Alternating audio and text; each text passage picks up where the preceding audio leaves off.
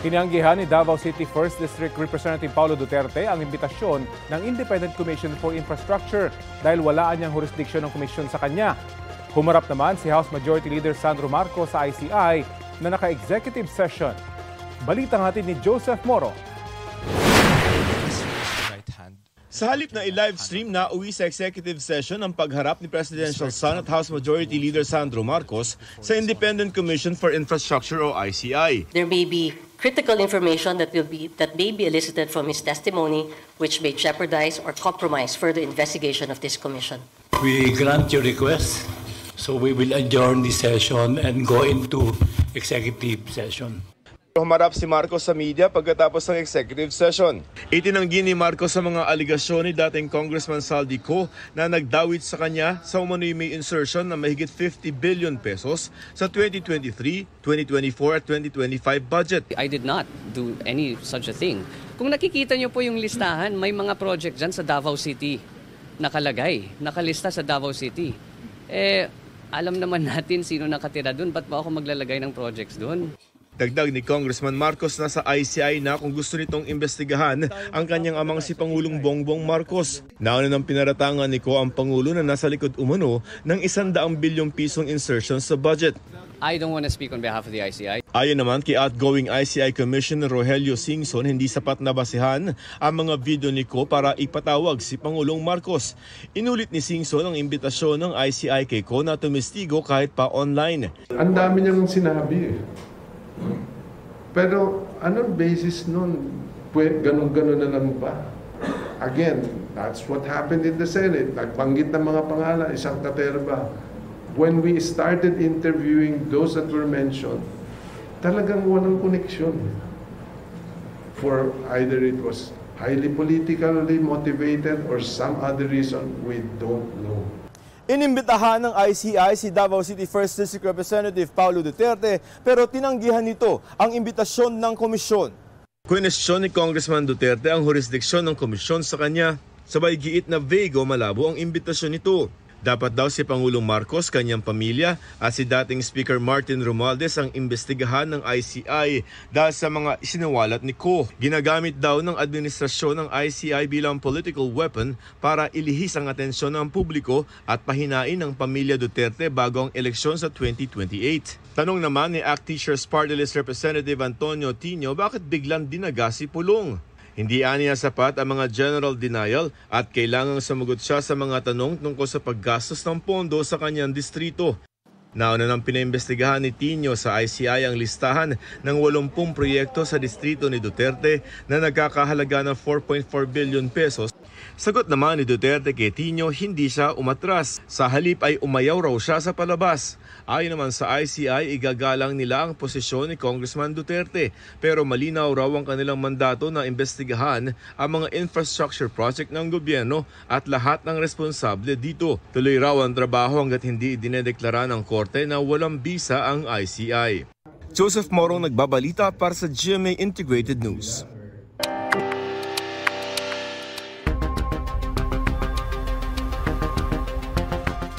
Tumestigo ang isang pulis sa kasong kidnapping at serious illegal detention laban kay Julie Dondon Patidongan sa pagdinig nito sa Manila Regional Trial Court.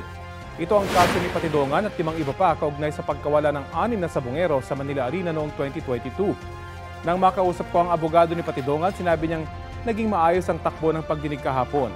Sa Enero na raw ang susunod na pagdinig. Kahit anuman daw ang mangyari sa kasong ito ng kanyang kliyente, hindi raw ito makaapekto sa kaso laban sa anyay mga mastermind ng pagkawala ng mga sabongero. Mainit na balita, bumagal ang inflation o ang bilis ng pagmahal ng mga produkto at serbisyo sa bansa. Ayon po yan sa Philippine Statistics Authority, 1.5% ang naitalang inflation rate nitong Nobyembre. Mas mabagal kaysa sa 1.7% inflation noong Setyembre at Oktubre. Sabi ng PSA, nakaambag sa mas mabagal na inflation ang mas mabagal na pagtaas ng presyo ng gulay, partikular na ang kamatis pati ang karneng baboy. Nakaambag din ang mas mabagal na pagtaas ng presyo ng household goods at kitchen appliances. Ang inflation rate nitong Nobyembre ay pasok sa 1.1% hanggang 1.9% projection ng Bangko Sentral ng Pilipinas. Ito ang GMA Regional TV News. Mainit na balita sa Visayas at Mindanao, hatid ng GMA Regional TV. Nabangga ng isang motorsiklo ang isa pang motor sa Barotac Viejo, Iloilo. Cecil, kumusta yung mga sakay ng mga motorsiklo? Rafi, dead on arrival sa ospital ang parehong rider. Kagawad ng Barangay Bayang ang isa sa mga rider. Senior citizen naman na taga Barangay Santiago ang isa pa. Batay sa investigasyon, biglang tumawid ang motor ng senior citizen kaya nahagip yon ng motorsiklo ng kagawad. Malubhang sugat sa ulo ang ikinamatay nila. Napag-alamang walang suot na helmet ang parehong rider nang mangyari ang aksidente. Wala pang pahayag ang mga kaanak nila. Nasunog ang bodega ng isang bahay sa Binalbagan, Negros Occidental.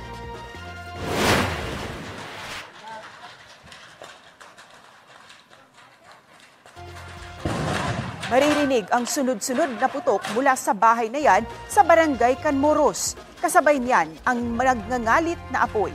Sa investigasyon ng Bureau of Fire Protection, napag-alamang may mga nakaimbak na paputok sa bodega ng bahay na mula pa sa nakaraang pagsalubong ng bagong taon.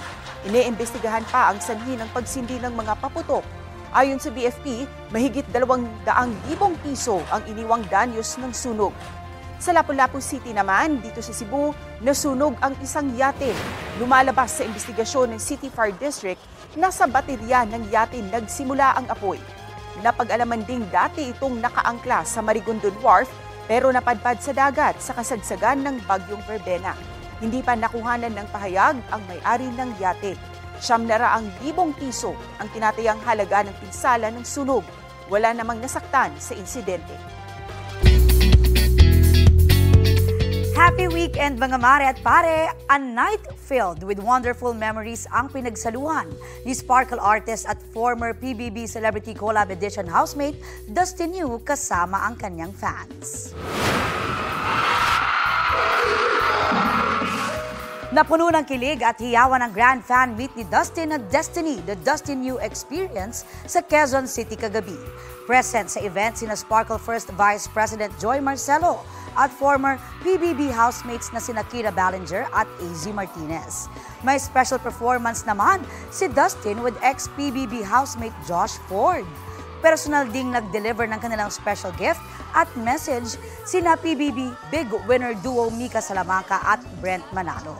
Habang powerful vocals din ng hatid ni Thea Astley, Hannah Presilas, Chloe Redondo at P-pop group na Sixth Sense. Chika ni Dustin, grateful siya na natupad ang pangarap niyang magkaroon ng grand fan meet.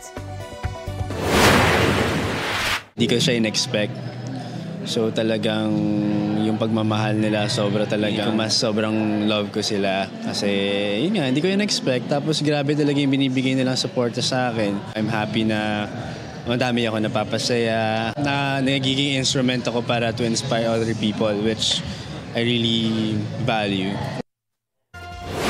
Ito na ang mabibilis na balita. Dead on the spot ang isang lalaki matapos barilin sa Valencia, Bukidnon. Ayon sa pulisya, naglalaro ng billiards ang biktima ng lapitan umano ng salarin at barilin. Hinampas din daw ng mabigat na bagay ang ulo ng biktima. Tumakas ang salarin matapos ang krimen. Patuloy pa ang investigasyon ng pulis sa krimen. Sinusubukan pang kunan ng pahayag ang pamilya ng biktima. Umabot na sa 10 ang naaresto ng PNP Anti-Cybercrime Group na nagbebenta umano ng paputok online. Nagsimula ang mga entrapment operation nitong Oktubre at mahigit 200,000 paputok na ang nakumpiska. Wala pang pahayag ang mga naaresto na sinampahan ng karampatang reklamo. Paliwanag ng ACG, lahat ng klase ng paputok, maliit man o malaki, ay bawal ibenta online. Aprobado na sa ikalawang pagbasa sa Senado ang panukalang 6.793 trillion pesos na budget para sa 2026. Sina Senate Minority Leader Alan Peter Cayetano at Senador Joel Villanueva lang ang tumutol sa pagpasa ng budget. Ayon kay Cayetano, meron pa rin kasing unprogrammed funds o standby na pondo sa panukalang 2026 budget. Gayunpaman, wala raw si Cayetano na makipagtulungan sa Senate Majority lalo na sa mga pagpupulong ng Bicameral Conference Committee. Suportado naman ni Villanueva ang pananaw ni Cayetano. Sa susunod na linggo, target masimula ng BICAM meetings. Base sa naunang sinabi ni Senate Finance Committee Chairman Win Gatchalian, target namang papirmahan sa Pangulo ang 2026 General Appropriations Bill sa December 29.